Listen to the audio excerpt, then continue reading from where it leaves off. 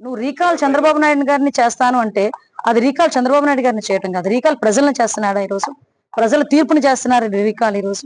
దయచేసి అది అర్థం చేసుకోవాలి. ఈ రోజు జగన్మోహన్ రెడ్డి రీకాల్ చేయడం అవి కాదండి. ఈ రోజు మీరు ఒక విషయం అర్థం చేసుకుంటే, ఒక మనిషిగా కూడా ప్రవర్తించటం లేదు, ఒక మానవత్వం ఉన్న మనిషిగా కూడా ప్రవర్తించడం లేదు అన్నదైతే ఈ రోజు మా ఉద్దేశం.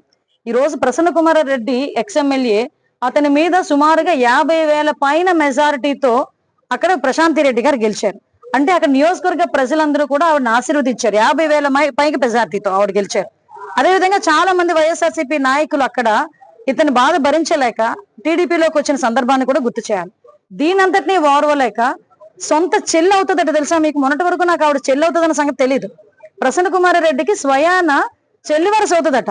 అంటే చెల్లి వరుస అయ్యే ఆ మహిళ మీద, దట్టు ఒక ఎమ్మెల్యే మీద నోటికొచ్చినట్టు వరస్ట్గా మాట్లాడి అతని మాటల్ని న్యాయస్థానాలు సైతం తప్పుబట్టే పరిస్థితుల్లో ఉంటుంటే, కనీసం ఈ రోజుకి నువ్వు చేసింది తప్పు అని జగన్మోహన్ రెడ్డి నోట్లోంచి గాని, ప్రసన్న కుమార్ నోట్లోంచి గాని ఒక పశ్చాత్తాపడి ఒక మాట రాలేదంటే ముందు దాని సంగతి చూసుకోమనండి.